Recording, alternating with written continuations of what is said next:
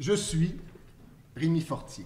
Je suis Rémi Fortier parce que Rémi Fortier n'est rien d'autre que ce que j'ai imaginé. Je suis Rémi Fortier parce que sans moi, il n'est rien. Si je n'étais pas Rémi Fortier, il ne serait rien d'autre qu'un résultat de recherche. Il n'aurait aucune vie, aucune image, aucune histoire, même si celles-ci ne sont que le produit d'un processus dont le rapport au réel est celui de la fiction, de la différence, de la non-correspondance. Sa réalité se réduit à sa présence sur un site Internet. Rémi Fortier ne représente rien sinon que lui-même. Il se présente, se représente et de ce fait, il existe. Son existence est une œuvre en soi. C'est d'ailleurs le titre du projet qui chapeaute le site qui met en scène sa vie et son œuvre. Rémi Fortier, exister, une œuvre en soi. Rémi Fortier est-il un profil de fiction? Il est assurément une fiction, mais son existence n'est liée à aucun réseau social, à aucune contrainte associée à un processus d'inscription et de participation à une plateforme numérique. En ce sens, il n'a pas de profil, il n'est donc pas un profil de fiction. Du moins au sens strict. Sinon, ses pairs sont des profils de fiction. Ce sont des êtres pixels dont l'objectif de vie se réduit à manifester les signes de la vie sans jamais avoir les capacités de la vivre. Je suis Rémi Fortier, mais comme le signalait Rimbaud, je est un autre. Je est toujours un autre. Mais ici, l'autre que je suis n'est pas toujours un autre. Il est parfois un même, un soi, soi-même. Or, ces deux entités, moi et l'autre, partagent une même fonction, celle de l'auteur. Mais elles l'actualisent différemment, elles l'abordent par des bouts opposés. Il y a le bout du méta-auteur et celui de l'infra-auteur.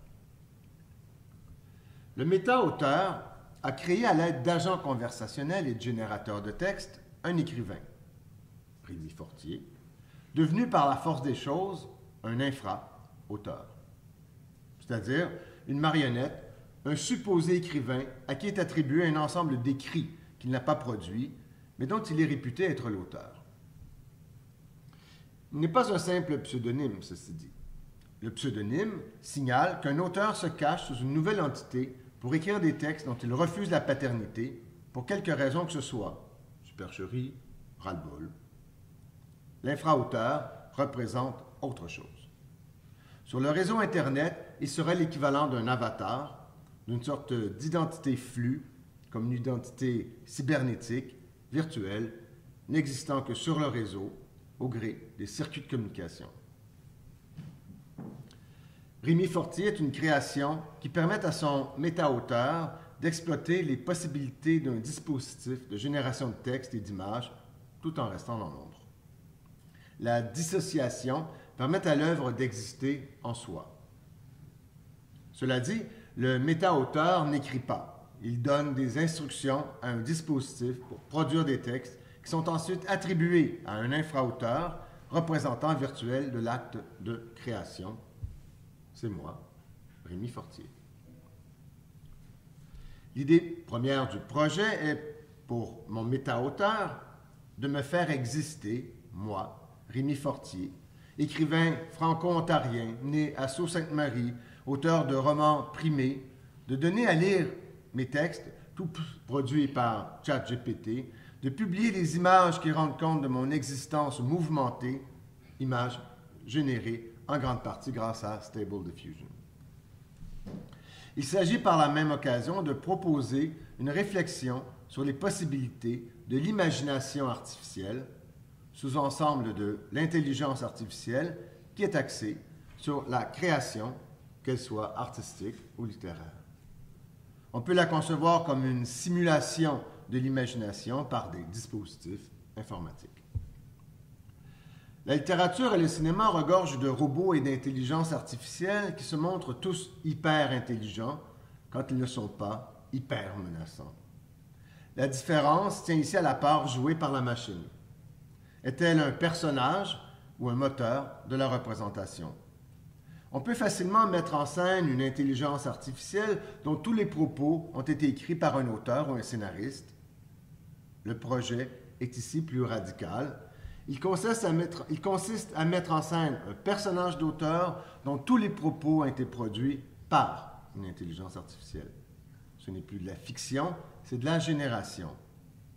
Donc, un exemple d'imagination artificielle. La notion paraît centrale pour comprendre notre époque. Walter Benjamin a d'ailleurs écrit que l'imagination artificielle nous pousse à questionner la nature même de la créativité humaine. Je le cite. D'un côté, elle offre un potentiel inégalé pour explorer de nouveaux horizons, pour générer des idées qui dépassent les limites de notre esprit. Mais d'un autre côté, elle pose un défi éthique crucial, celui de ne pas céder à la tentation de la facilité, de la reproduction mécanique sans âme. Et Benjamin d'ajouter que cette technologie, je le cite à nouveau, pourrait nous enfermer dans un cercle d'imitation, nous éloignant de la recherche de l'authenticité, de la singularité qui réside au cœur de toute œuvre véritablement créative. Fin de la citation. On me dira que Benjamin n'a pas pu écrire cela car il est mort en 1940. Il n'a pas pu s'exprimer sur l'imagination artificielle, le premier ordinateur de l'histoire, ayant commencé à opérer au milieu des années 40. Mais on croirait vraiment avoir droit à une réponse du philosophe allemand. On a depuis longtemps dépassé l'étape de la reproduction mécanique. Au risque de me répéter, je suis Rémi Fortier, et par moi, à travers moi, on peut entendre l'humanité entière, du moins celle qui a noté par écrit ses pensées. Pensées qui m'habitent, qui me constituent comme figure et que je partage allègrement.